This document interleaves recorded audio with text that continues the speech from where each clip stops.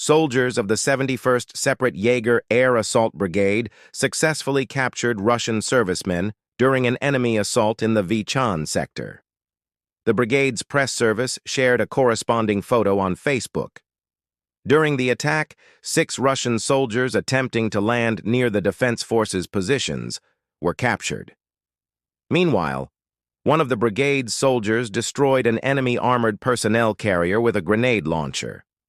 As a result, the remaining Russian troops rushed to storm a building occupied by the Jaeger units. Despite intense enemy pressure, the Ukrainian defenders held their ground, called for reinforcements, and continued fighting for 3 hours. With support from an assault group of a friendly unit, Ukrainian forces eliminated a significant number of Russian troops and counterattacked, reclaiming a building where the enemy had entrenched itself. After clearing the building, they captured 6 more Russian invaders. A video of the battle was later published by the border guards of the 11th Border Guard Detachment of the 4-Post Brigade. Currently, Russian forces are attempting to pressure the defense forces in the KV region, targeting areas such as Kupiansk, Vchan, and Dorna, while also exerting pressure near the city of Vchan. Despite suffering significant losses due to Ukraine's well-organized defense, Russia's numerical advantage has enabled limited advances. Earlier reports indicated that units of the 3rd Separate Assault Brigade had destroyed 20 armored vehicles belonging to the 4th Russian Tank Division on January 9, 2025. This occurred during an attempted Russian assault in the Kharkiv region, where Ukrainian forces, well prepared for the attack, used anti-tank systems to destroy enemy vehicles before they reached their positions. Additionally, the 14th Separate Mechanized Brigade successfully destroyed Russian armored personnel carriers and assault units in the Kupiansk sector. During this engagement, the enemy deployed 2 APCs, one of which was destroyed while still in motion. Russian infantry attempting to regroup after the failed assault were eliminated, with some surrendering. Meanwhile, soldiers of the 402nd Separate Rifle Battalion of the 66th Mechanized Brigade eliminated Russian infantry hiding in a bunker after they refused to surrender. As of January 2025, the 66th Mechanized Brigade continues to play an active role on the Eastern Front, demonstrating resilience and adaptability. President Volodymyr Zelensky commended their efforts in the Lyman direction, emphasizing their significant contribution to Ukraine's defense. Ukraine's 8th Special Operations Forces FPV unit has been effectively utilizing drones for precision strikes, targeting Russian vehicles, artillery, and personnel.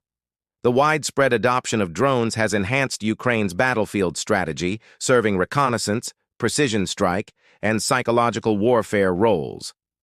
Drones have proven critical for intelligence gathering, allowing Ukrainian forces to monitor enemy positions, track troop movements, and identify high-value targets in real time. These insights enable precise strikes with minimal collateral damage.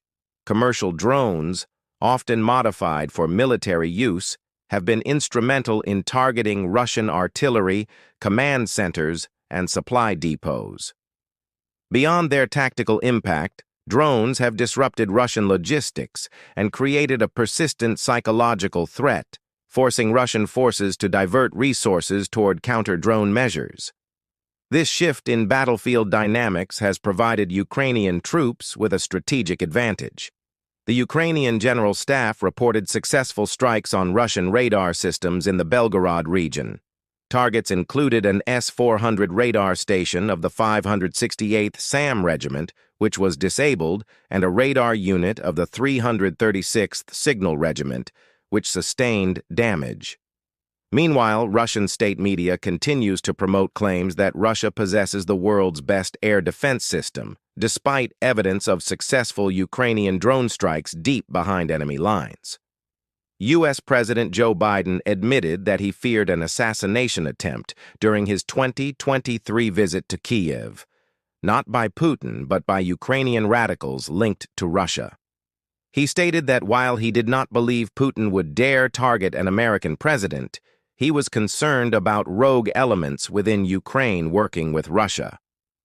For security reasons, Biden's team took extensive precautions, including a carefully planned 10-hour train journey. Despite efforts to reduce reliance on Russian energy, Europe has been purchasing Russian gas at record rates in 2025, providing the Kremlin with billions of dollars in revenue for its war in Ukraine.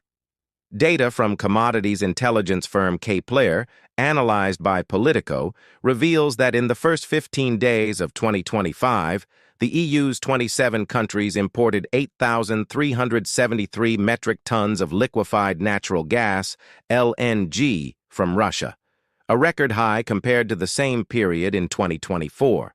This comes weeks after the expiration of a major transit agreement, which had allowed Russian gas to flow through pipelines in Ukraine.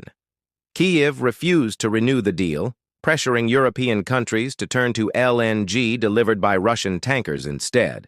Slovakia and Hungary, both heavily reliant on the pipeline, had pushed for an extension, warning that the cutoff would force them to buy more expensive LNG.